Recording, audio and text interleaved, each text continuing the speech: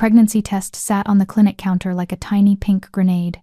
I stared at it, then at Dr. Chen, then back at the test, waiting for someone to yell, "Psych," and hand me a hidden camera release form. No one did. "Miss Edwards, are you all right?" Dr. Chen's voice sounded like it was coming from underwater.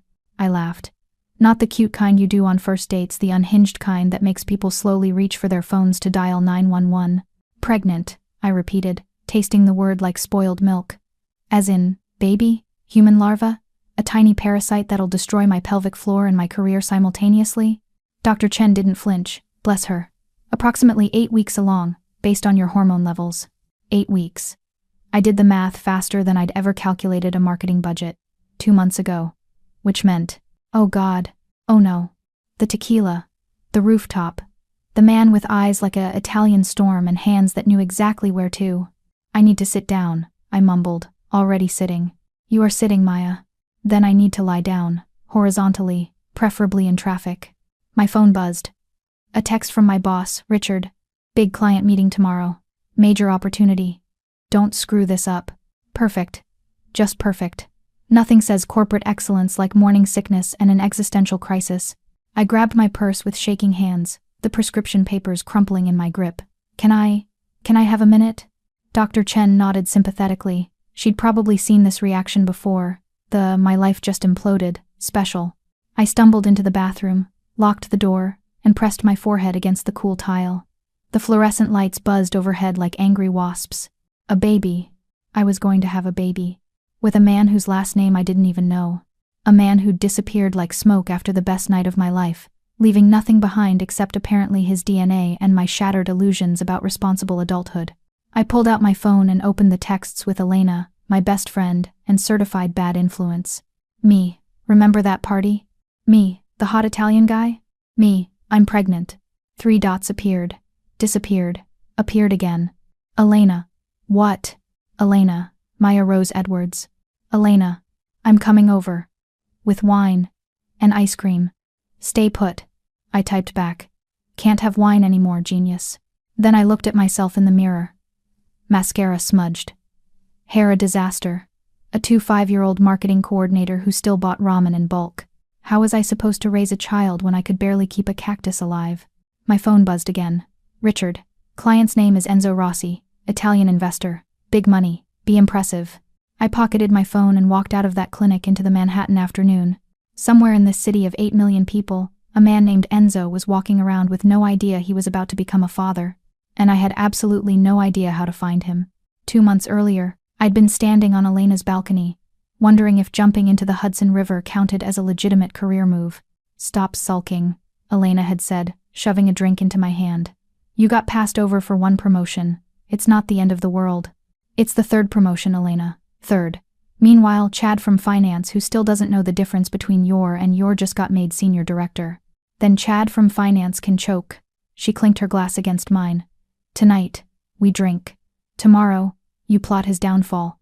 It's called balance." The party was everything I wasn't. Sleek, sophisticated, and probably tax-deductible. Crystal glasses. People who said things like "my summer home in Como" without irony. I felt like an imposter in my Zara dress surrounded by what was clearly Bergdorf money. That's when I saw him. He stood near the bar, dark hair perfectly tousled, wearing a suit that probably cost more than my rent. But it wasn't the clothes that stopped me cold, it was the way he held himself. Dangerous. Controlled. Like a panther pretending to be a house cat. Our eyes met across the room, and I swear time did that cliché slow-motion thing. He smiled. Not a full smile, just a hint of one. Like he knew a secret and might tell me if I asked nicely. I should have walked away. Instead, I walked toward him. "You look lost," he said when I reached him. His accent was pure Italian silk, the kind that made you forget English was your first language. "I look lost? You're the one standing alone at a party. I prefer to observe." His eyes traveled over me slowly. Not creepy assessing. "And right now, I'm observing someone interesting." "Smooth," I said, fighting a smile. "Do you have a name, or should I just call you mysterious stranger?" "Enzo." He extended his hand. "And you are?" "Maya." His grip was firm, warm. "And I'm approximately 3 tequila shots away from making questionable decisions." His laugh was low, genuine. "Then I should probably stop you at 2. But he didn't. 1 drink became 3. The party faded into background noise. We ended up on the rooftop, the city glittering below us like scattered diamonds. "Tell me something true," he said, leaning against the railing. "True?" I was pleasantly buzzed, the kind of drunk where everything felt possible. "I'm terrified I'm going to wake up at 40 and realize I wasted my life in conference rooms." "Then don't waste it." "Easy for you to say, mysterious Enzo." I stepped closer. "What do you do?" "Trust fund baby. Secret agent? Male model?" "Something like that." His hand found my waist. "Does it matter?" It didn't. When he kissed me, the city disappeared. The rest was a blur of elevator rides, silk sheets in a penthouse I'd never see again, and his voice in my ear whispering things that made me forget my own name. By morning, he was gone. No note, no number. Just the ghost of expensive cologne on the pillow and the worst decision of my life growing inside me. The conference room smelled like leather and broken dreams. I smoothed down my blazer for the 15th time, clutching my presentation folder like a shield. Richard sat at the head of the table, checking his Rolex with the enthusiasm of a man waiting for a root canal. "Where is he?" Richard muttered. "Italians. No concept of time." "Maybe he's stuck in traffic," I offered weakly. "He better not be. This deal is worth 7 figures, Edwards. We land this client. You might finally get that promotion you keep whining about." I wasn't whining. I was advocating for myself. There's a difference. But I bit my tongue because rent was due and Bruce the cactus wasn't going to water himself. The door opened. My heart stopped. No. Absolutely not. The universe could not be this cruel. But there he was, tall, dark, devastatingly handsome, flanked by 2 men who looked like they moonlighted as small buildings. Same sharp jawline, same eyes that saw too much, same mouth that had— "Mr. Rossi," Richard practically leaped from his chair, hand extended. "Welcome, we're thrilled to have you." Enzo shook his hand. "All business." Then his gaze slid to me. For a fraction of a second, something flickered in his eyes. Recognition, surprise. Then nothing. His expression went blank, professional, like I was a stranger, like he hadn't been inside me 2 months ago. "This is Maya Edwards," Richard continued, oblivious. "One of our top marketing coordinators. She'll be handling your account personally." "Miss Edwards." Enzo extended his hand. I stared at it like it might bite me. "Pull it together, Maya. You're a professional, a grown woman, not someone who's currently pregnant with this man's child and having an internal meltdown." I shook his hand. His grip was firm, controlled. "Mr. Rossi, pleasure." "The pleasure is mine." His thumb brushed against my wrist, deliberate or accident. I couldn't tell. Saturday, I opened my presentation folder with hands that definitely weren't shaking. "Thank you very much." "So," I began, voice impressively steady, "you're looking to invest in luxury real estate across Manhattan. Our firm has extensive experience with—" "I'm familiar with your portfolio," Enzo interrupted smoothly. His accent curled around the words. "That's why I'm here. I want the best." Was that a double meaning? His expression gave nothing away. Richard beamed. "Maya's put together an impressive proposal. Prime locations in Tribeca, Soho, the Upper East Side. I'd like to hear it from Miss Edwards." Enzo leaned back, fingers steepled. Directly. Oh, he was enjoying this. I launched into my pitch, years of training kicking in. Market analysis, projected returns, strategic positioning. I didn't stumble once, even with his eyes boring into me like he could see through my blazer to the secret growing beneath. When I finished, Richard clapped enthusiastically. "Excellent work, Edwards. What do you think, Mr. Rossi?" Enzo was quiet for a moment, studying me. "I think," he said slowly, "Miss Edwards and I should discuss this further. Over dinner." My stomach flipped. "That's highly unusual," Richard started. "I insist." Enzo stood. "Tomorrow night, 8 o'clock. I'll have my driver pick you up." It wasn't a question. It was a command. I made it exactly 7 blocks before I had to stop and lean against a building. My heart hammered against my ribs. My hands shook.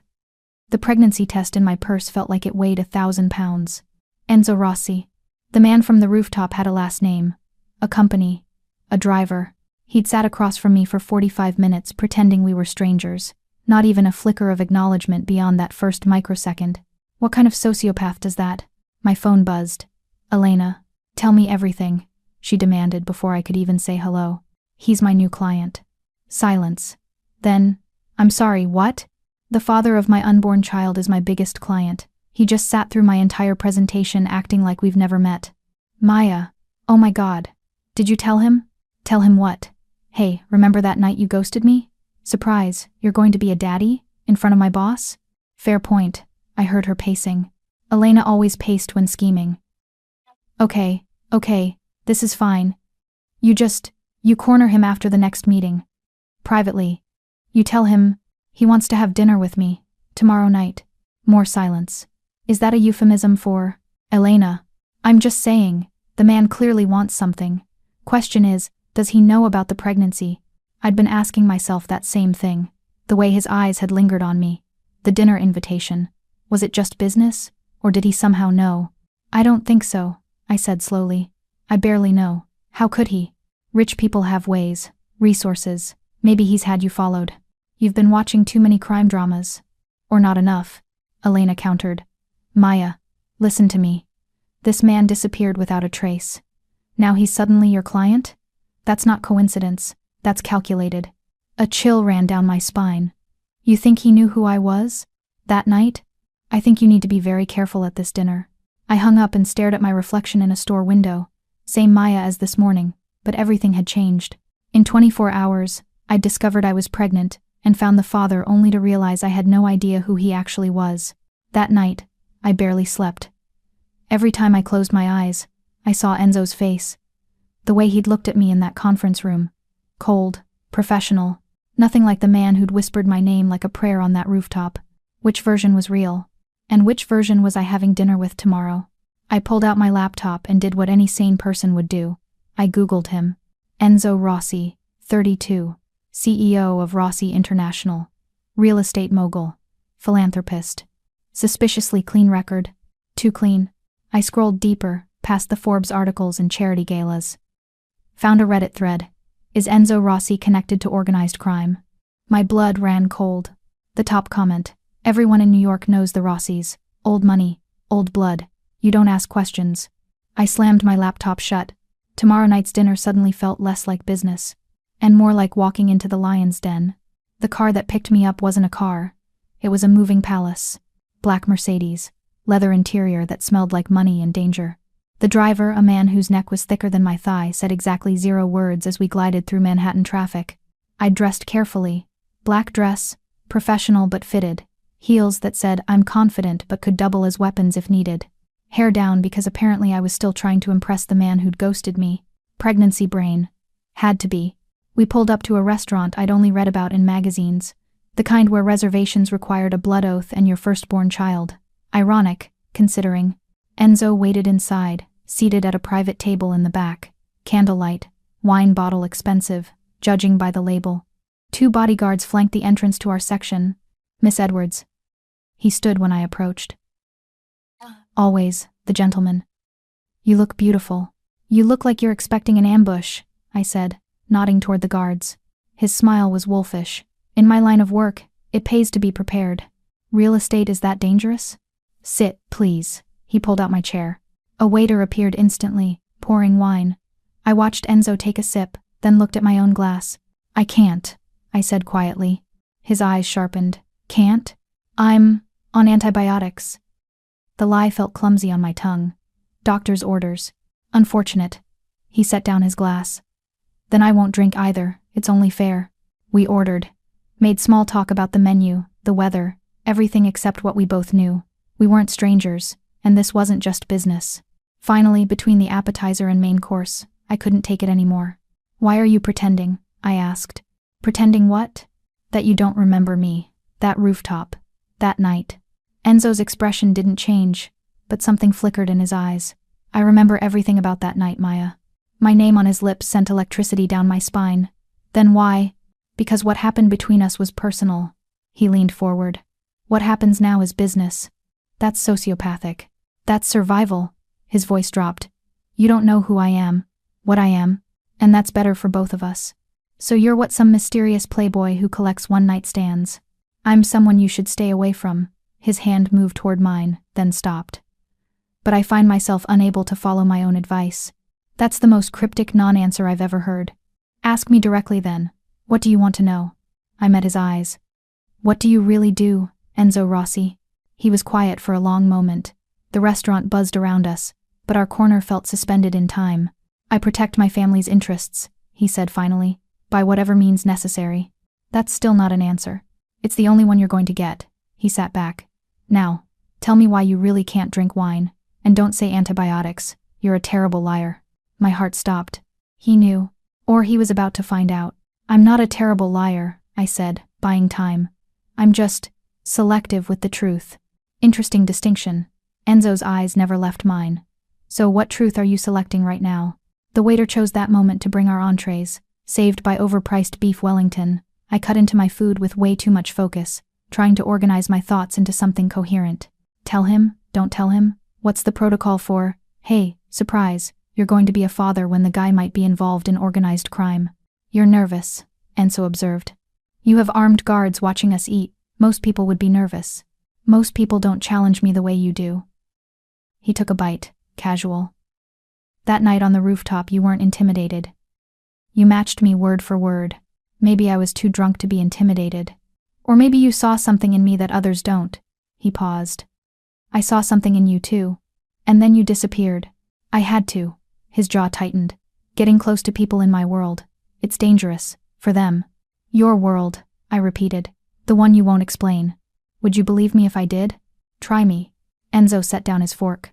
My family came to New York 3 generations ago. We built an empire, legitimate and otherwise. Real estate is just the surface.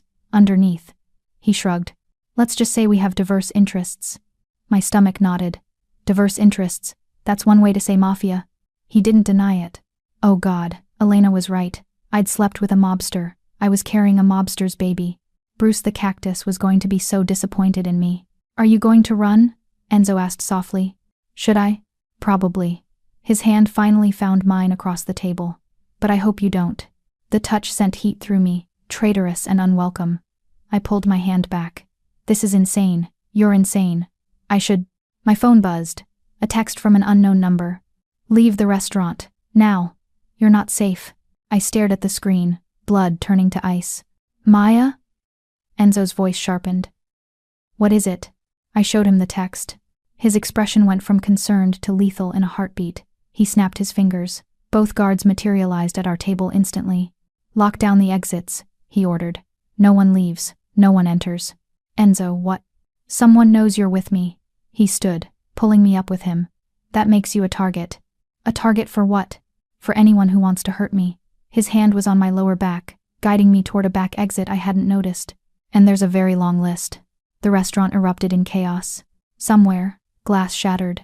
Someone screamed. And Enzo's arm wrapped around me like a vice as he pulled me through a door marked private, just as gunshots echoed through the dining room. This wasn't a date. It was a battlefield. Enzo moved like a weapon, fast, efficient, deadly. He shoved me behind him as we crashed through a service corridor, his bodyguards forming a barrier between us and whoever was shooting up Manhattan's finest restaurant. Stay low, he commanded. Don't make a sound. Don't make a sound? Someone's shooting at us. My voice came out as a panicked whisper shriek. They're shooting at me. You're just collateral. Oh, well, that's so much better. More gunshots. Closer now.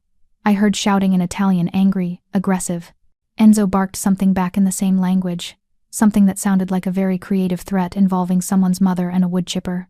We burst through a kitchen. Chefs scattered. A pot of soup hit the floor. I stumbled in my heels, but Enzo's grip kept me upright.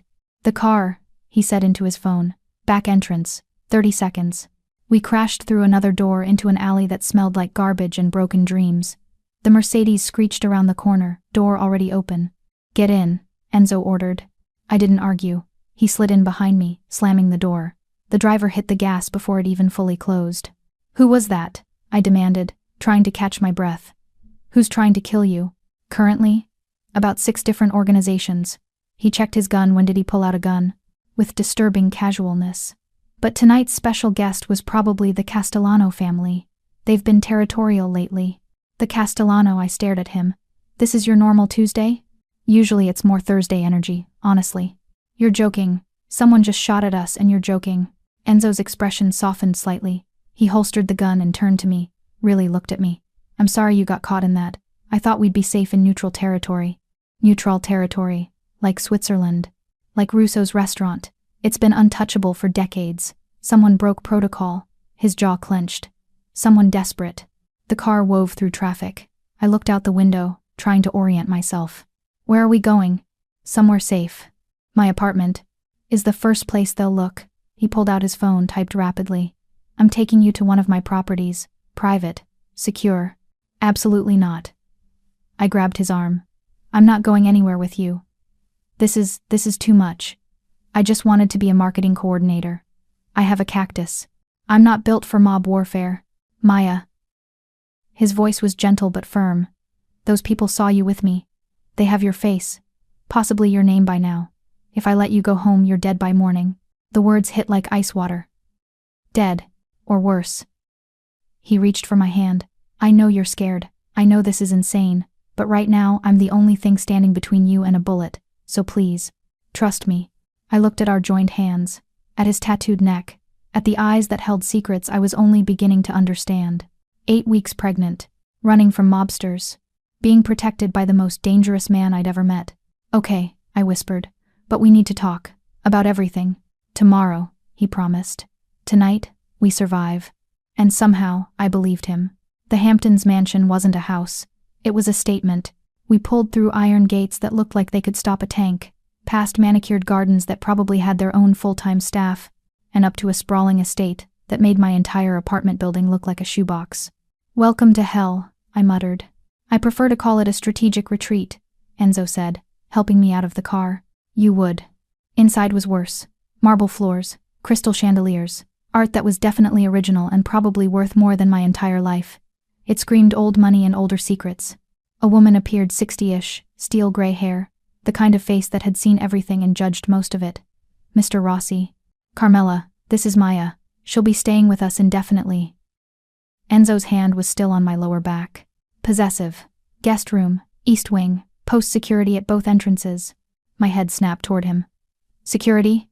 I'm not a prisoner. You're not a guest either. His eyes were hard. You're under protection. There's a difference. Carmela disappeared silently. Enzo guided me toward a staircase that probably cost more than a car. I have a job, I protested. A life. You can't just kidnap me. I just saved your life. His voice was cold now, all business. You saw what happened at that restaurant. They won't stop. Not until they've sent a message. What message? That anyone close to me is fair game. We reached the second floor. He opened a door to a bedroom that looked like it belonged in a luxury hotel. This is yours. Bathrooms through there. Closets stocked. Carmela will bring you anything you need. I stepped inside, fighting the urge to either cry or punch him. How long? As long as it takes. That's not an answer. It's the only one I have right now. He moved to leave, then stopped. Turned back. I know you're angry. You have every right to be. But Maya. His expression softened slightly. I meant what I said. I won't let them hurt you. Why? The question burst out before I could stop it. We had one night. You don't even know me. Something flickered across his face. I know enough. He left before I could respond. I stood in that pristine bedroom, surrounded by luxury that felt like bars, and finally let myself break down. This morning I'd been a normal person with normal problems. Now I was hiding in a mobster's mansion, pregnant with his child, while people with guns hunted me for sport. I pulled out my phone. 15 missed calls from Elena, 3 from Richard, 1 from my mother, which I'd deal with never. Before I could call anyone back, the door opened. Carmela entered with a tray tea, crackers, ginger cookies. For the nausea, she said simply. I froze. I'm not. Mr. Rossi doesn't know yet. She set the tray down. But I've been with this family 30 years. I know when a woman is carrying. My heart pounded. Please don't. Your secret is safe with me, Miss Edwards. She moved toward the door. But secrets in this house have a way of revealing themselves. Be careful.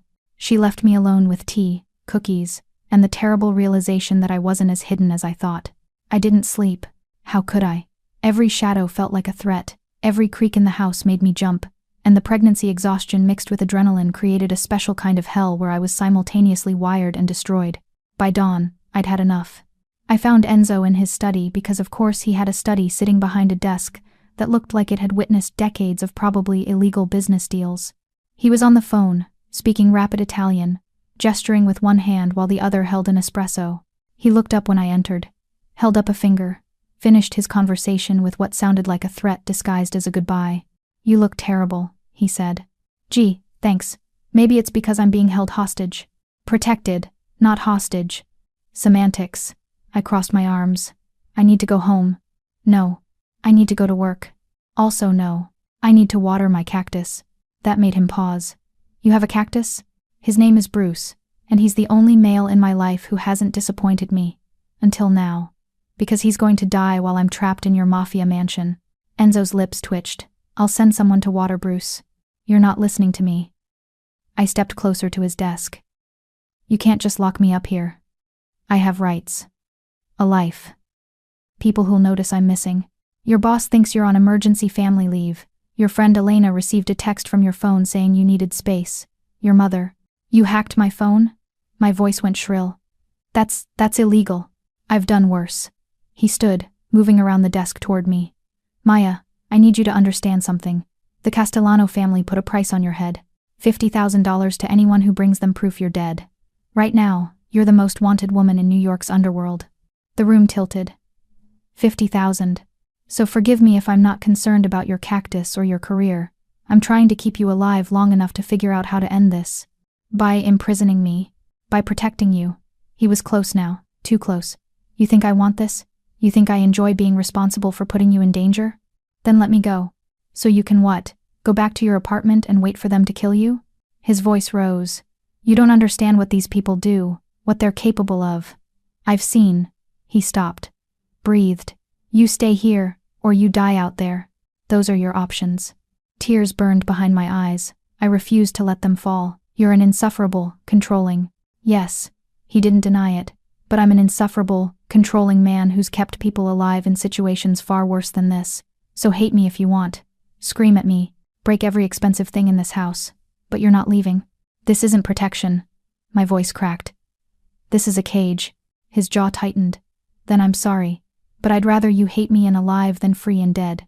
He walked out, leaving me in his study with rage, fear, and no way out. 3 days. 3 days of pacing the mansion like a caged animal. 3 days of gourmet meals I could barely stomach. 3 days of watching Enzo disappear for hours, returning late with blood on his knuckles that he never explained. On the 4th day, I found him on the terrace at sunset. He stood at the railing, suit jacket discarded, sleeves rolled up to reveal those tattoos that snaked up his forearms. A cigarette dangled from his fingers unlit. I didn't know you smoked, I said. He didn't turn around. I don't, but I keep them around. Reminds me of my father. I moved beside him, keeping careful distance. The ocean stretched before us, golden in the dying light. Was he? I gestured vaguely. A monster? Yes. Enzo's voice was flat. But he was my monster, and when the Castellanos killed him, they started a war that's been going on for 15 years. I'm sorry? Don't be. He would have gotten himself killed eventually. The cigarette just makes me remember he was human once, before this life consumed him. Silence settled between us, not uncomfortable, just heavy with things unsaid. I called off your contract today, he said finally. My head whipped toward him. What? Your marketing contract. With my company. I sent a formal letter citing unforeseen circumstances. Your boss is disappointed but understanding. You're free of that obligation. Why would you? Because every meeting, every email, every interaction puts you on people's radar. Makes you more of a target. He finally looked at me. I'm trying to erase you from my public life. Make you invisible again. Something twisted in my chest. So this is temporary? Once the threat's gone, you'll just disappear again? His eyes darkened. Would you want me to stay? I don't know what I want anymore. The admission felt dangerous.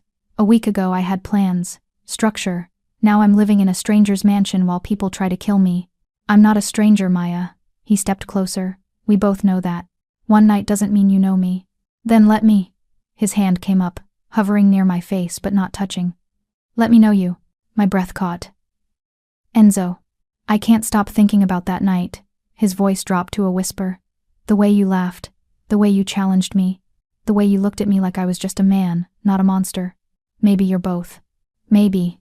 His thumb finally brushed my cheek. But when I'm with you, I forget which one I'm supposed to be. The air between us crackled. I should step back. Should remember that this man had upended my entire life. Should remember the secret growing inside me that I still hadn't told him. But God help me. I leaned in.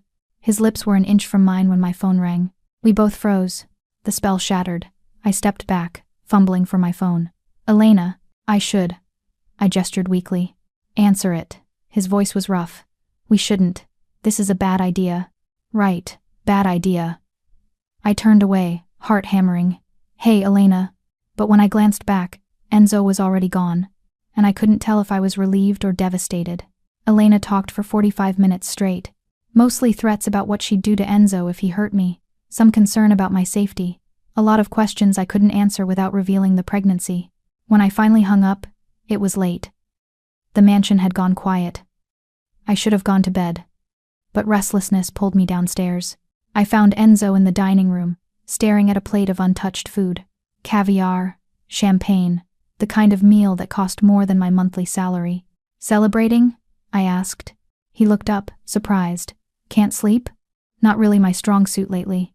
I gestured to the empty chair. Mind if I? Please. I Saturday studied the spread. This feels very last meal before execution. A ghost of a smile. Just a Tuesday in the Rossi household. Your Tuesdays are weird. You should see our Sundays. He pushed the caviar toward me. You haven't eaten much today.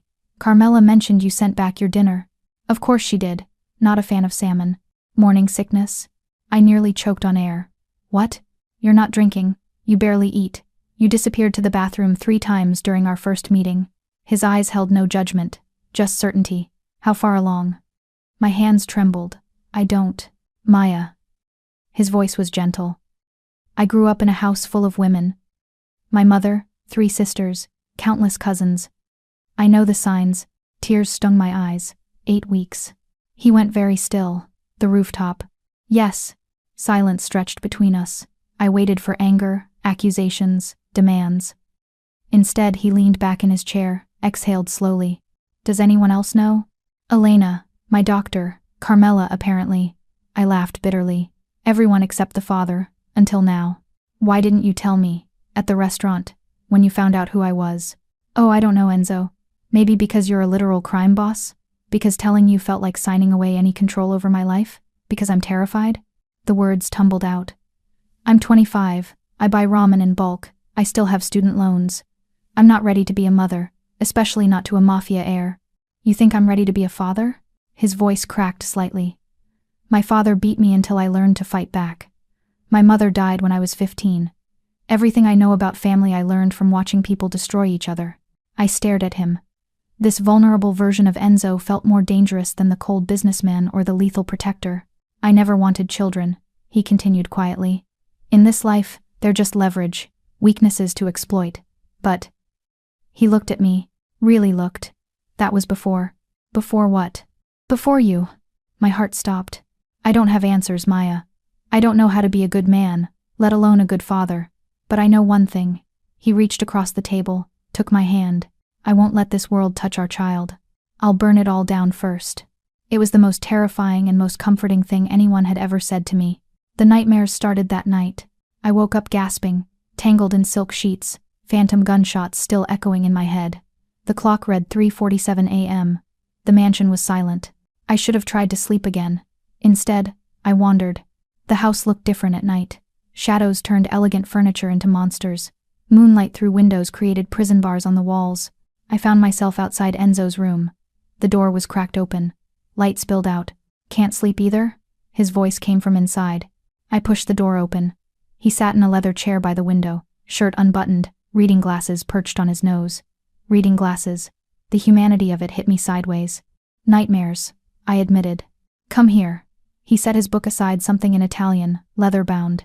I should have gone back to my room, should have maintained distance. Instead, I walked to him. He pulled me onto his lap gently, like I was made of glass. Tell me about them. The restaurant, the gunshots. But in my dreams you don't save me in time. My voice cracked. And our baby. Shh. His hand moved to my stomach, splaying across where our child grew. Nothing's going to happen to either of you, I swear it. You can't promise that. Watch me. His thumb traced slow circles over my belly. The touch was reverent, protective. How big is it now? Like a raspberry, according to the app. You have an app?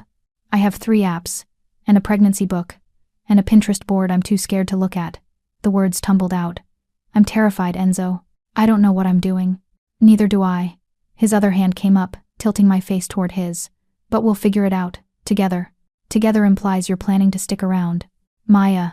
His eyes burned into mine. I've done terrible things, hurt people, destroyed lives, but you and this baby. His hand pressed firmer against my stomach. You're the first good thing I've had in 15 years. You really think I'm letting that go? A tear slipped down my cheek. He caught it with his thumb. I'm falling for you, I whispered. And it's the stupidest thing I've ever done. Good. His forehead touched mine. Because I fell the moment you walked up to me at that party and called me mysterious. That's not how falling in love works, isn't it? His lips brushed my jaw. Tell me to stop. I should have. Every rational brain cell screamed at me to stop, but rational Maya had left the building the moment that pregnancy test came back positive. Don't stop, I breathed. His kiss was soft at first, gentle, like he was afraid I'd break. But when I pressed closer, threading my fingers through his hair, something in him snapped. The kiss deepened. His hands found my hips, mine found the buttons of his shirt. We moved from the chair to his bed in a tangle of limbs and desperate need. We shouldn't, he gasped against my neck. Probably not. You're pregnant. Extremely aware, I pulled him closer. Are you going to talk, or are you going to? He kissed me silent. And for the first time in days, I felt safe. Morning came with regrets and sore muscles in places I'd forgotten existed. I woke up alone in Enzo's bed, sheets tangled, his scent on the pillow beside me. A note sat on the nightstand in sharp, masculine handwriting. Meeting with consigliere, back by noon, don't leave the estate. Bossy even in notes, typical. I showered, borrowed one of his shirts, which fell to my thighs, and snuck back to my room before Carmela could give me knowing looks. My phone had 17 messages, most from Elena, progressively more unhinged. Elena, you've been gone a week. Elena, I'm filing a missing person report. Elena, unless you're dead, in which case sorry for the spam. Elena, Maya, answer your phone. I hit call before I could overthink it. She answered on the first ring. Oh, thank God you're alive. I was about to go full Liam Neeson and storm that mansion. Please don't. His security would probably shoot you. How romantic. I heard rustling, like she was settling in for a long conversation. Okay, talk. Are you okay? Has he hurt you? Do I need to call the police? Wait, can you even call the police on the Mafia? Is that a thing? Elena, breathe. You breathe. I've been worried sick. I filled her in. The shooting. The mansion. The protection detail. I carefully left out the part where I'd told Enzo about the pregnancy and then immediately slept with him. Some details were too fresh to share. So you're just living with him now? Elena's voice was skeptical. The baby daddy mob boss? It's temporary, until the threat's neutralized. And you believe that? Did I? A week ago, I'd have said no. But after last night, after the way he'd touched me, looked at me, whispered promises against my skin, I don't know what I believe anymore, I admitted. Maya, listen to me. Elena's voice turned serious. I love you. You're my best friend. But this man is dangerous. Not just bad boy, dangerous, actual criminal dangerous. What happens when you're not just his protection detail project? When real life sets in? You don't understand. Then help me understand. Because from where I'm sitting, you're Stockholm syndroming yourself into a relationship with someone who literally kidnapped you. He didn't kidnap me, he saved me. Semantics. Maya, you're pregnant and vulnerable and… A knock at my door. Carmela's voice. Miss Edwards? Mr. Rossi is requesting your presence in his office. Immediately. My stomach dropped. Elena, I have to go. Wait. I hung up. Opened the door. Carmela's expression was grave. What happened? I asked. I don't know. But he's been on the phone for an hour. And he's very angry. Angry. Not a word you wanted associated with a man who had guns and probably knew 12 ways to dispose of a body. I followed Carmela downstairs, heart hammering. The office door was open. Enzo stood behind his desk, shoulders rigid, phone pressed to his ear. When he saw me, his expression shifted fury, mixed with something that looked like fear. He ended the call abruptly. Close the door, he said quietly. I did. What's wrong? Your friend Elena. His voice was ice. Did you tell her where you are? No, I just… Did you tell her anything about my security? About the layout of this house? About my schedule? No, I would never. Then explain this. He turned his laptop toward me. On the screen, a social media post, Elena's account, from 20 minutes ago. A photo of the mansion's front gates. The caption, when your bestie is living her best Mafia romance life. And underneath, visible in the photo, the exact address. The blood drained from my face. Oh my God. She tagged you, used your real name. Every rival family in New York now knows exactly where you are. His phone rang. He glanced at it, answered, listened. His expression went from anger to something worse, resignation. How many? He asked. A pause. Get everyone inside. Full lockdown. Now. He hung up, looked at me with eyes that had gone cold. What's happening? I whispered. They're coming, Maya. All of them. He moved to a panel on the wall, pressed something. Alarm bells started ringing throughout the house. And we have about 10 minutes before this house becomes a war zone. Elena's innocent post had just painted a target on our backs. And this time, there was nowhere to run. Are you insane? I stared at Enzo like he'd grown a second head. You want me to attend a dinner party, while people are actively trying to kill us? It's not a dinner party. He adjusted his cufflinks with irritating calmness. It's a summit. All 5 families. Neutral ground. And you're going to be my fiancé. You're what? We'd survived the siege. Barely. Enzo's security had held, but 3 of his men were wounded. The Castellanos had retreated, but the message was clear. This wasn't over. Now, 2 days later, he was asking me to play dress-up at a mob dinner. The only way to end this is to bring you into my world officially, he explained. As my fiancé, you're under my protection. Untouchable. Off limits. Or I'm just a bigger target. You're already the biggest target. He stepped closer, hands finding my hips. This makes you family, sacred. Even the Castellanos won't violate that code. Code? I laughed bitterly. You people have a code? We have rules. And consequences for breaking them. His thumb traced my jawline. Trust me. That's a lot to ask. I know. He pressed a kiss to my forehead. But it's the only way out. The dress he'd chosen was blood red, fitting, considering. Carmela helped me into its silk that clung to curves I didn't know I had, a slit up one thigh that felt like a weapon. She pinned my hair up, added diamond earrings that could probably fund a small country. You look like you belong in this world, she said quietly. That's what I'm afraid of. The summit was held at a restaurant I'd never heard of, probably because people like me weren't supposed to know about it. We arrived in a convoy of black cars, bodyguards flanking us like we were the president. Inside, the private room held 5 tables, 5 families, each don surrounded by their people, all dressed to kill. Literally. Enzo's hand was firm on my lower back as we entered. Every eye turned to us. Gentlemen, Enzo said smoothly. Thank you for accepting my invitation. I'd like you to meet my fiancée, Maya Edwards. Silence. Then murmurs. Pointed looks. One man stood older, gray-haired, eyes like a shark. Castellano, Enzo muttered to me. This is the woman who's caused such disruption? Castellano's accent was thick. She doesn't look like much. Careful. Enzo's voice dropped to a lethal purr.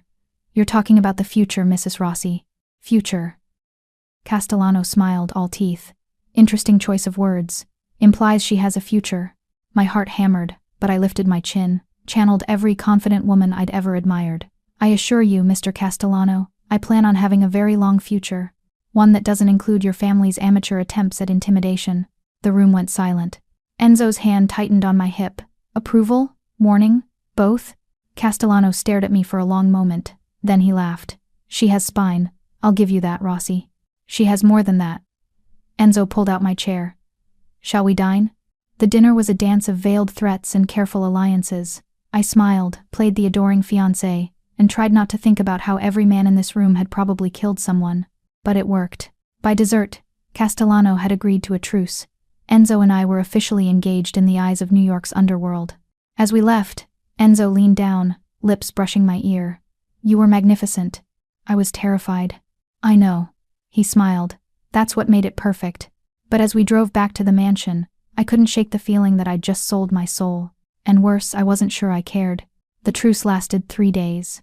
3 days of almost normal. Enzo working from home. Me researching baby names. I pretended I wasn't researching. Carmela making pasta and pretending not to notice when Enzo's hand would drift to my stomach at dinner. On day 4, I woke up alone. Not unusual. Enzo often left early for meetings. But something felt off. The house was too quiet. No guards at my door. No Carmela humming in the kitchen. I found a note on my nightstand. Emergency. Had to leave. Stay inside. Will explain later. No signature. No details. I should have listened. Should have stayed put like a good little prisoner. Instead, I saw an opportunity. The front gates were open, unprecedented. One guard stood outside, distracted by his phone. The car service Enzo used was idling in the driveway. Freedom was right there. I could leave. Go back to my apartment. My life. Figure out this pregnancy on my own terms, away from mob summits and dinner parties with murderers. I grabbed my phone, my purse, and walked out the front door like I belonged anywhere but here. The guard didn't even look up. The driver knew me by sight. Miss Edwards? Where to? Manhattan, Upper West Side. My address tumbled out before I could second guess. The drive felt like an escape and a betrayal simultaneously. Every mile from the Hamptons, I felt lighter and more guilty. My apartment looked exactly as I'd left it. Bruce the cactus was alive, someone had been watering him. That made me pause. Enzo had remembered. I checked my phone.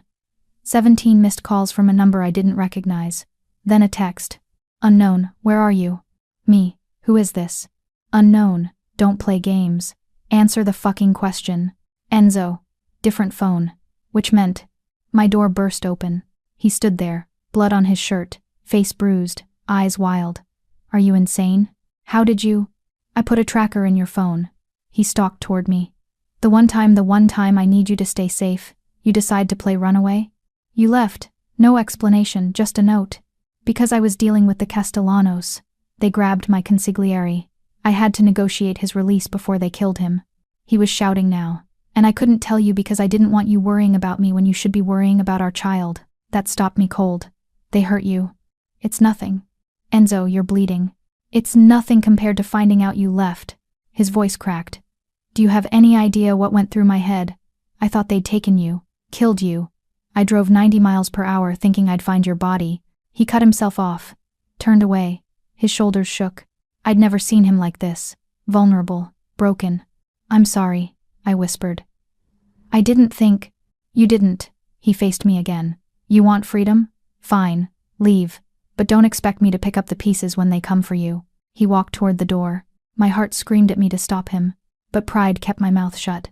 And I watched him leave, wondering if I'd just made the biggest mistake of my life. He made it to the hallway before I broke. Wait. Enzo stopped but didn't turn around. I'm sorry, I said again, stronger this time. You're right, I didn't think. I needed to feel like I had some control, like I wasn't completely dependent on you for everything. Silence. This whole situation is insane, I continued. A month ago, I was worried about client presentations. Now I'm pregnant, living with a mobster, attending dinner parties with people who want me dead. Can you blame me for wanting one moment that felt normal? He turned slowly. The bruise on his jaw was darkening. Blood had dried on his collar. But his eyes, God. His eyes held something raw and desperate. You want normal? His voice was hoarse. You think I don't? You think I enjoy living every day knowing that loving you makes you a target? The word hung between us. Loving. You don't love me, I whispered. You barely know me.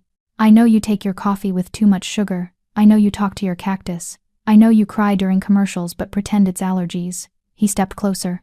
I know you're terrified of being a mother, but you've already downloaded 3 parenting apps. I know you hum when you cook. I know the exact sound you make when... Stop. Why? Another step. Because it's too much? Too real? Because it's easier to pretend this is just about protection? Because if I admit what this is, I can't take it back. The confession burst out. If I admit that I've fallen for you, that I want this insane, impossible life, then I'm trapped. Forever. In your world. With all its violence and danger and... He kissed me. Hard. Desperate. Like I was air and he was drowning. I kissed him back with everything I had. All the fear, all the anger, all the love I'd been trying to deny. We crashed against the wall, his hands tangled in my hair, mine clawed at his shoulders. The kiss was bruising, claiming absolutely nothing like our first time. That night had been about discovery. This was about desperation. Say it, he demanded against my mouth. Say you want this. I want this. Say you're mine. I'm yours. The words felt like surrender and victory. But you're mine too. No more leaving without explanation. No more shutting me out. Deal. He lifted me, carried me toward the bedroom. And no more running. No more running, I agreed. We made it to the bed in a tangle of clothes and promises. And when he moved inside me, gentle despite the fire between us, I finally understood. This wasn't about protection anymore. This was about us. Broken, complicated, dangerous. But ours. I woke to voices. Low, urgent, coming from the living room. Enzo's side of the bed was cold. The clock read 2 a.m. I should have stayed put. Should have given him privacy. But something in those voices, the tone, the tension pulled me out of bed. I crept to the door, Opened it a crack. Can't tell her, a man's voice said. Enzo's consigliere, Marco. She'll find out eventually. Enzo sounded tired. Not if we're careful. The doctor's been paid off. The records are buried. My blood ran cold. It's too risky, Marco continued. If she learns you arranged it. I didn't arrange it. I asked him to ensure it would hold if it happened. Semantics, boss. You had her followed after that night. You knew where she lived, where she worked. You orchestrated the entire thing. I wanted an heir. Enzo's voice was defensive. Someone outside this world. Someone clean. And you think she'll understand that? That you chose her like livestock? That you had your doctor inject her with? Enough. Enzo's voice cracked like a whip. She can never know. Do you understand? Never. Silence. What about the woman herself? Marco asked. She's not stupid. Eventually. I'll handle it. She loves me. She'll forgive me. You sure about that? I have to be. Because if she leaves. Enzo trailed off. I can't lose them, Marco. I won't. I pressed my hand against my mouth to keep from making a sound. Arranged it. Inject. Chose her. The world tilted. My stomach churned, morning sickness or betrayal. I couldn't tell. Everything, our meeting, the pregnancy, even him finding me again, it wasn't fate. It was orchestrated. I backed away from the door on shaking legs. Made it to the bathroom before I threw up everything in my stomach. When I finally looked at myself in the mirror, I barely recognized the woman staring back. Pale, haunted, holding a stomach that contained a child conceived through manipulation. The door opened. Enzo stood there, concern written across his face. Maya? Are you? Don't. The word came out sharp. Don't pretend to care. His eyes narrowed. What are you talking about? I heard you. With Marco. All of it. The color drained from his face. So it's true, I whispered. The pregnancy wasn't an accident. You planned this. You had me drugged? Not drugged. I would never. He reached for me. I flinched back. Don't touch me. Maya, listen. You followed me. You stalked me. You had some doctor do God knows what to ensure I'd get pregnant. My voice rose with each word. And then you pretended you made me believe. I fell in love with you. His voice broke. That part was real. Everything after that night was real. How am I supposed to believe anything you say? Tears streamed down my face. You took away my choice, my consent. You turned me into what? A breeding mare for your Mafia dynasty? It wasn't like that. Get out. He stared at me, pain etched into every line of his face. Maya, please. Out. He left. And I collapsed on the bathroom floor, one hand on my stomach, wondering how something that had felt so right could be built on something so wrong. The man I loved had orchestrated everything, and I had no idea who he really was anymore. Morning light filtered through the bathroom window, harsh and unforgiving. I'd spent the night on the cold tile floor, alternating between crying and planning my escape. Now, red-eyed and hollow, I had only one question that mattered. Enzo knocked softly. Maya, please, let me explain. What did you do to me? My voice was raw. Exactly. I want every detail. Silence. Then, can I come in? No. More silence. Then his voice. Closer, he must have been sitting against the door.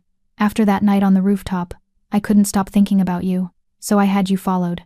I learned your name, where you worked, your routines. Each word was a knife. Go on. I wanted an heir outside the life. Someone uncorrupted by this world. And you were. Perfect. Smart. Strong. Beautiful. So I asked my doctor to prepare something. Just in case. What did he give me? A fertility enhancement, administered during that night when you went to the bathroom. It wouldn't force conception, but if it happened naturally, it would ensure the pregnancy held. I laughed, a broken, bitter sound. You drugged me. You violated me. And then you had the audacity to act surprised when I told you I was pregnant. I was surprised. His voice cracked. Because by then, I'd fallen for you. The plan stopped mattering. All that mattered was you. Convenient. I stood, threw open the door. He scrambled up from the floor. When were you planning to tell me? After the baby was born? Never? I don't know. He looked destroyed, hair disheveled, eyes bloodshot. I convinced myself it didn't matter. That our love was real, so the beginning didn't count. The beginning is everything, I was shouting now. You took away my choice, my bodily autonomy. You decided my entire future without my consent. I know. Tears streaked his face. Actually crying. I'd never seen him cry. And I'm sorry. God. Maya. I'm so sorry. Sorry doesn't fix this. I pushed past him, started grabbing clothes, shoving them in a bag. Sorry doesn't give me back what you stole. What are you doing? What I should have done weeks ago. Leaving. He grabbed my arm, gentle, desperate. You can't. The Castellanos. I'll take my chances. I wrenched free. Better them than you. Maya, please. You said you loved me. I faced him, tears blurring my vision. But love doesn't manipulate. Love doesn't control. Love doesn't turn someone into a science experiment. You're right. He stepped back, hands raised. You're absolutely right. I'm a monster. I've always been a monster. But I hoped that maybe with you, I could be something else. You thought wrong. I zipped the bag. Goodbye, Enzo. What about the baby? The question stopped me cold. I'll raise it alone, I said finally. Far from you, far from this world. You can't keep me from my child. I turned, saw the flash of something dangerous in his eyes. There it was, the real man underneath. The one who took what he wanted, consequences be damned. Watch me. My voice was steel. You manipulated me once. You don't get to do it again. Not to me. Not to our child. I walked out. This time, he didn't follow. But as I stepped outside, I had no idea that leaving was the most dangerous thing I could have done. Elena picked me up 3 blocks from the apartment. She took one look at my face and said, I'm going to kill him. Get in line. I threw my bag in the back seat. Just drive. We went to her apartment, a tiny studio in Brooklyn that smelled like incense and bad decisions. She made tea I didn't drink while I explained everything. He what? Elena nearly dropped her mug. That's not romantic, that's criminal. That's exactly what I said. We're going to the police. And tell them what? A mafia boss drugged me to get me pregnant? They'll either laugh or end up in his pocket. I laughed bitterly. He owns this city, Elena. There's no escaping him through legal means. Then we go illegal. She pulled out her laptop. I have a friend, don't ask who can get you a new identity. We get you out of New York. Maybe out of the country. You disappear. I'm 3 months pregnant. I can't just disappear. You can't stay here either. Maya, he's obsessed with you. Men like that don't let go. She started typing furiously. I'm booking you a bus ticket. Small town. Somewhere he'd never think to look. You can have the baby there. Figure out your next move. A knock at the door. We both froze. You expecting someone? I whispered. Elena shook her head, face pale. No one knows you're here. Another knock. Harder. I moved to the window, peeked through the curtain. 2 men in dark suits. Not Enzo's, I'd recognize his security anywhere. These were different. Rougher. Back door, Elena hissed. Now. We grabbed my bag, rushed through her kitchen. The front door splintered open just as we hit the fire escape. Footsteps pounded behind us, shouting in Italian. We ran down the metal stairs, my heart hammering. My hand instinctively went to my stomach, protecting, even while fleeing. There, one of them spotted us. Elena and I hit the alley, sprinting toward the street. A car screeched around the corner, black, windows tinted. Oh God. More of them. But the passenger door flew open. Get in. Marco. Enzo's consigliere. Elena grabbed my arm. Don't. They'll kill us. I shoved her toward the car. Go. We dove inside. Marco hit the gas before the door even closed. Behind us, the men from the apartment gave chase but couldn't keep up. Who were they? I gasped. Vitali family. Marco's jaw was tight. Someone leaked that you left Enzo's protection. Every family with a grudge just got their opportunity. How did you find us? Boss never stopped tracking your phone. He glanced at me in the rear view. He knew you were here. Sent me to watch over you from a distance. Of course he did. I wanted to throw the phone out the window. Where are you taking us? Safe house. Until we figure out our next move. We? Elena cut in. Since when are you helping her escape? Marco's expression was grim. Since I realized the boss's love might get her killed. And suddenly, I understood I wasn't just running from Enzo. I was running for my life. The safe house was an apartment in Queens. Bare, functional, no personality. Stay here, Marco ordered. Don't answer the door. Don't go outside. Don't call anyone. What about Enzo? I asked. What about him? Does he know you took me? Marco's expression was unreadable. He will soon enough. But by then, maybe I'll have figured out how to keep you both alive. He left. Elena immediately locked every lock on the door. This is insane, she muttered. Completely insane. We should be on a bus too. Her phone rang. Unknown number, she answered, then went pale. What? I demanded. Who is it? She handed me the phone wordlessly. Hello? I said cautiously. Miss Edwards. A man's voice. Smooth. Accented. Not Italian, something else. I've been looking for you. My blood turned to ice. Who is this? Someone who believes Enzo Rossi has had things too easy for too long. A pause. You're carrying his child, yes? His heir? I said nothing. Silence is confirmation enough. Here's what's going to happen. You're going to meet me. Alone. Or I'm going to make sure that baby never takes its first breath. You can't. I can do whatever I want. Enzo's protection means nothing now that you've left him. You're exposed. Vulnerable. The voice turned cold. Midnight. The old warehouse on Pier 47. Come alone, or everyone you love dies. Starting with your friend Elena. The line went dead. Elena stared at me. What did he say? He knows about the baby. He wants me to meet him. My hands shook. Tonight. Absolutely not. That's a trap. We call Marco. And he tells Enzo. Who will either lock me up forever or start a war that gets people killed. I pressed my hands to my face. I don't see a way out. Then we run. Right now. We grab your stuff and... The window exploded. Glass shattered everywhere. Elena screamed. I threw myself to the floor, arms covering my head. Gunshots. So many gunshots. Someone crashed through the door, not picking the lock, just destroying it. Men poured in. 3, 4. I couldn't count. Get the girl, one shouted. Hands grabbed me. I fought back, kicking, clawing. Connected with something soft, heard a grunt. Then pain exploded across my head. The world tilted, blurred. I saw Elena fighting, saw blood hers or mine, I couldn't tell. Stop! I tried to scream. I'll go, just stop. Another blow. This one to my stomach. The baby. Everything went white with pain, then black. The last thing I heard was Elena screaming my name. And the last thing I thought was that I'd failed to protect the one person who couldn't protect themselves. I woke up in hell. Dark, cold, the smell of rust and rot.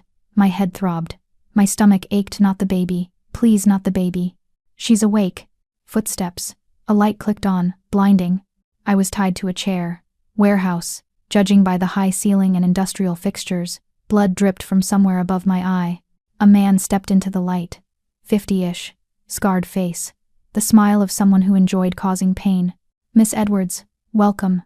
He pulled up another chair, sat backward on it.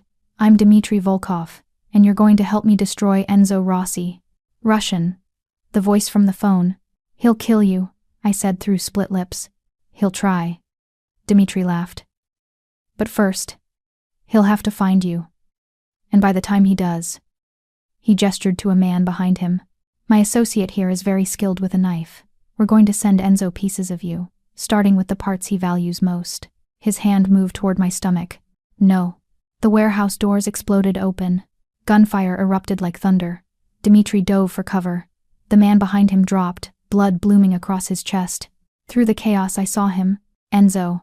But not the Enzo I knew. This was the monster he'd warned me about.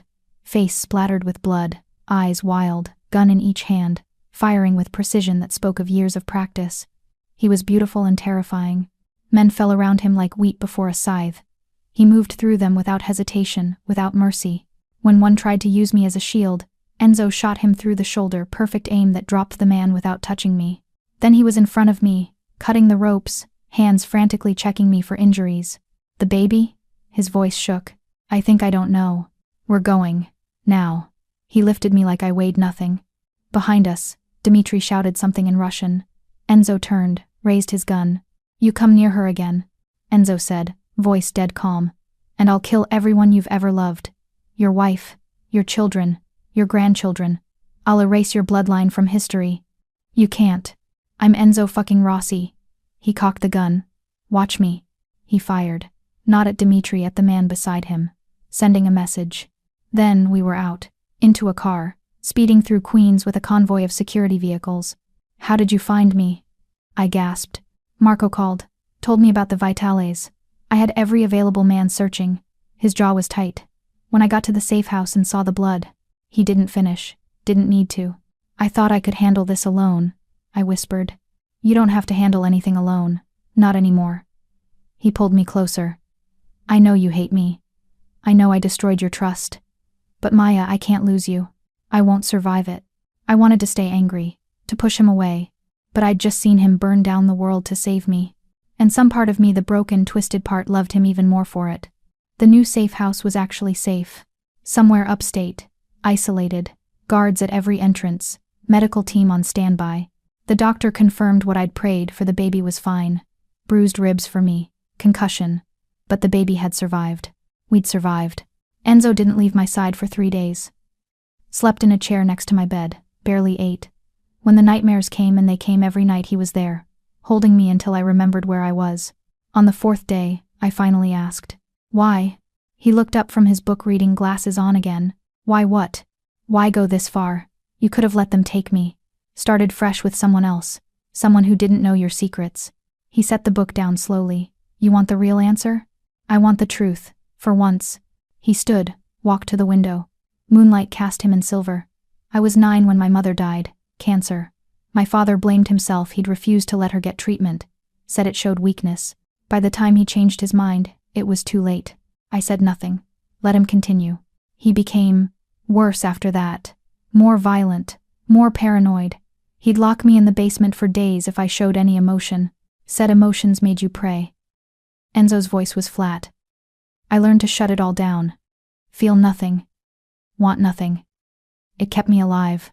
Enzo. Then my sisters died." His voice cracked. "All 3. A hit meant for my father. I was 17. I found their bodies. And I realized that shutting down didn't protect anyone. It just made you alone." He turned to face me, and I saw tears on his cheeks. "When I met you, something broke open. Something I'd spent 15 years keeping locked up. You made me feel again. Made me want again. And yes, I manipulated the situation because control is the only language I know. But Maya," he crossed to me, knelt beside the bed. "You're not a replacement. You're not a plan. You're the first person who's made me believe I could be something other than what my father made me." I touched his face, wiped away tears. "You can't use your trauma as an excuse." "I'm not. What I did was wrong. Unforgivable." He caught my hand, pressed it to his cheek. "But I'm asking, begging for the chance to spend the rest of my life making it right." "How?" "However you want. Therapy, space, complete transparency. I'll dismantle every wall, answer every question.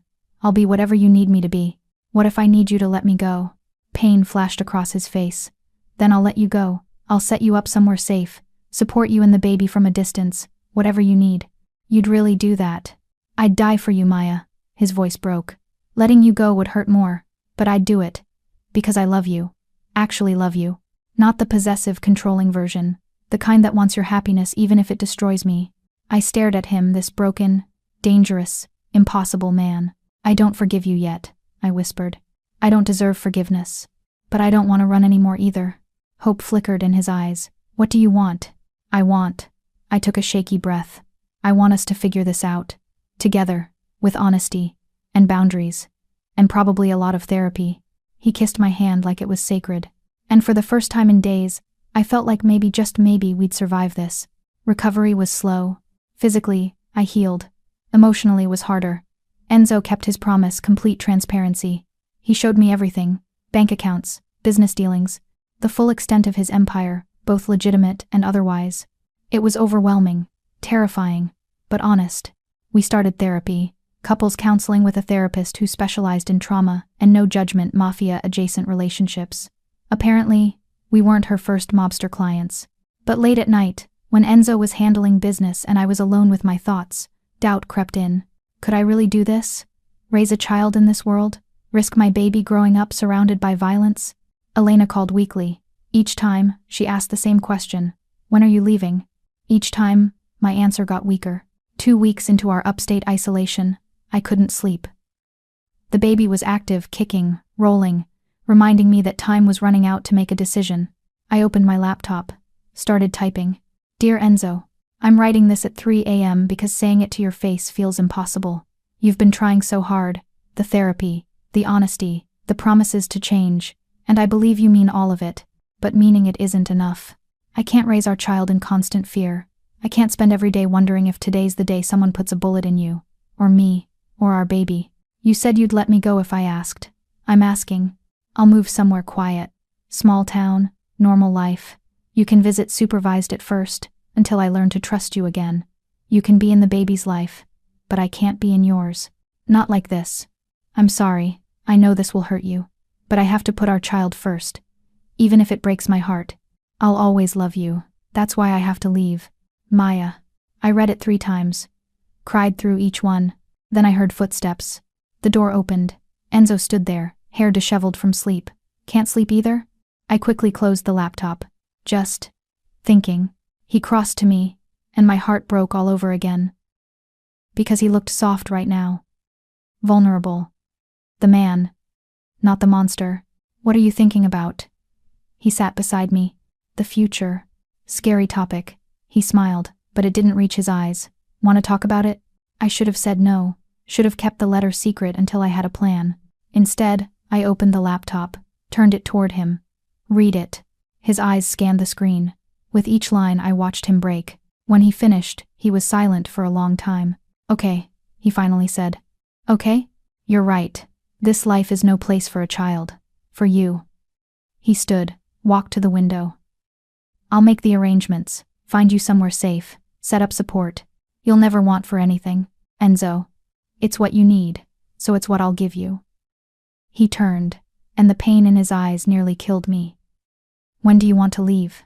I opened my mouth, closed it, because suddenly, hearing him agree to let me go made me realize something terrifying.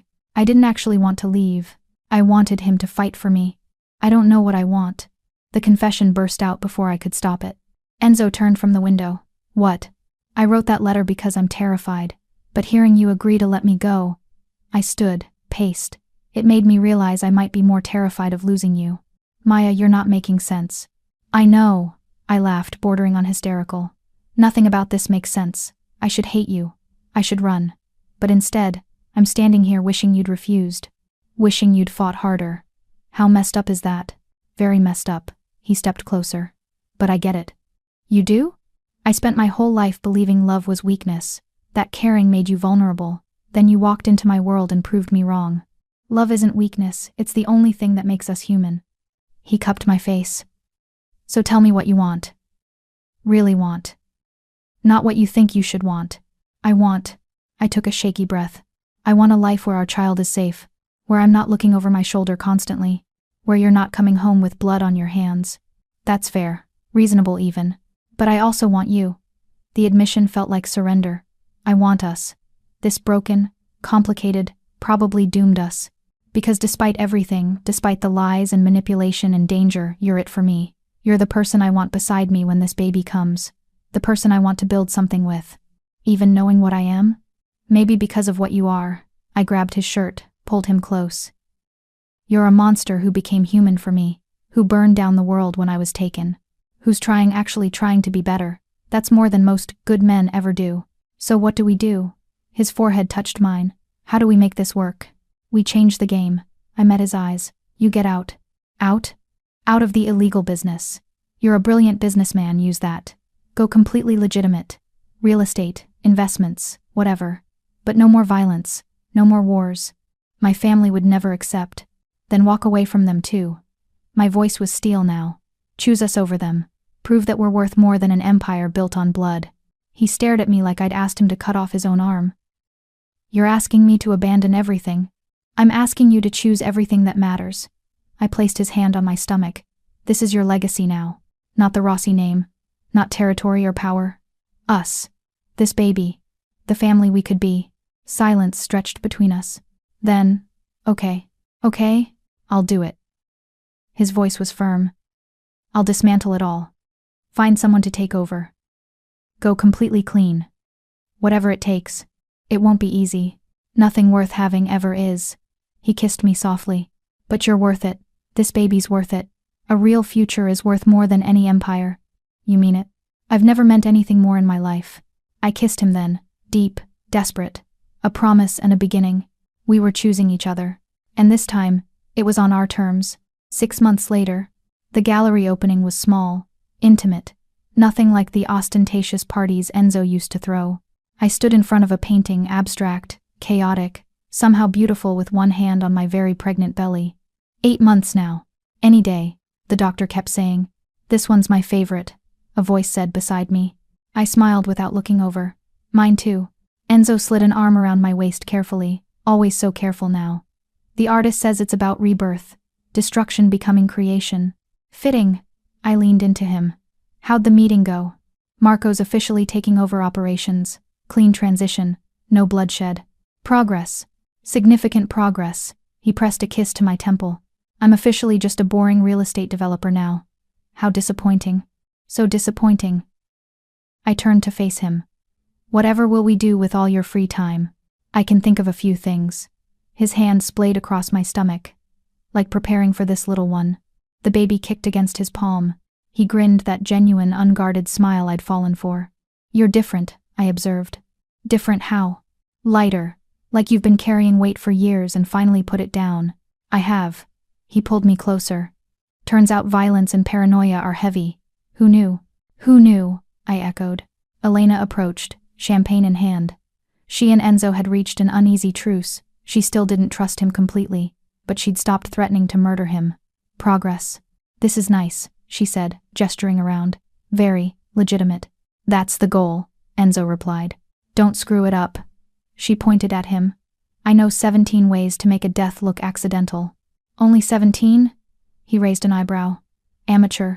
I laughed. They'd be okay. Eventually. Later, as guests mingled and the gallery hummed with conversation, Enzo pulled me onto the balcony. The city stretched before us, the same city where we'd met, where everything had fallen apart and somehow come back together. I have something for you, he said. If it's another surveillance system. It's not. He pulled out a small box. Open it. Inside, a key, simple, silver. It's to the beach house, he explained. The one we looked at last month. I bought it. Enzo. That place was perfect for raising a child? Away from the city? With a yard and normal neighbors? Yes. He smiled. I put it in your name. Completely yours. So if you ever need to leave, if I ever slip back into old patterns, you have somewhere safe to go. Tears pricked my eyes. You're giving me an escape route? I'm giving you freedom. Real freedom. The choice to stay because you want to, not because you're trapped. I kissed him. Soft. Sweet. A promise. I choose you, I whispered. Every day, every moment, I choose us. Even with all my baggage? Especially with your baggage. I grinned. Makes my issues look manageable, he laughed. And in that moment, standing on a balcony with the man I loved, our baby growing between us, a future full of possibility stretching ahead, I realized something. We weren't a fairy tale. We were messy and complicated, and built on a foundation of mistakes. But we were real, we were trying, we were choosing each other. And sometimes, that's the most romantic thing of all. The beach house was exactly as chaotic as I'd imagined. Toys scattered across the living room. Crayon marks on the walls, we'd given up fighting it. The sound of tiny feet running through the halls. Mama. Our daughter Lucia, named after Enzo's mother, barreled into the kitchen. Dark curls, his eyes, my smile. Papa says we can get ice cream. Papa says a lot of things. I shot Enzo a look where he stood in the doorway, trying and failing to look innocent. I said maybe, he protested. You said yes. I heard you. She has your hearing. He crossed to me, kissed my cheek. Fine. Ice cream. But only if she finishes her vegetables at dinner. Lucia groaned dramatically. Vegetables are the worst. Life is suffering, Enzo said solemnly. Eat your broccoli. She ran off, already plotting how to hide broccoli under her napkin. We'd find it later. We always did. You're a terrible disciplinarian, I said. I'm aware. He pulled me close. But I'm excellent at other things. Is this you trying to seduce me in broad daylight? Is it working? Ask me after she's in bed. He grinned. That same grin from the rooftop, the gallery, every important moment in between. We'd had our struggles. Therapy was ongoing. His family still didn't approve of his retirement. My mother still asked pointed questions about his import business. But we were happy. Genuinely happy. Later that night, after ice cream and bath time and 3 bedtime stories, I found Enzo on the beach, Lucia asleep in his arms, exhausted from the day. She's out, he whispered. She lasted longer than I expected. We sat there in comfortable silence, waves crashing, stars emerging overhead, our daughter breathing softly between us. Do you regret it? Enzo asked quietly. Everything that happened? The way we started? I thought about it. Really thought. I regret the lies, I said finally. The manipulation. But the outcome? I looked at Lucia, at him, at the life we'd built. No, I don't regret this. Even knowing what you know now? Especially knowing what I know now. I kissed him softly. You're not the man you were, and I'm not the naive girl from that party. We grew. Together. Growing's painful. The best things usually are. He smiled. When did you get so wise? When I decided to keep a mobster's baby, I grinned. Questionable judgment builds character. We carried Lucia back to the house, tucked her in, and stood in her doorway watching her sleep. We made that, Enzo whispered, wonder in his voice. We made that, I agreed. And as we walked to our own room, hands intertwined, I realized something. We hadn't gotten a fairy tale ending. We'd gotten something better. A real one. The end.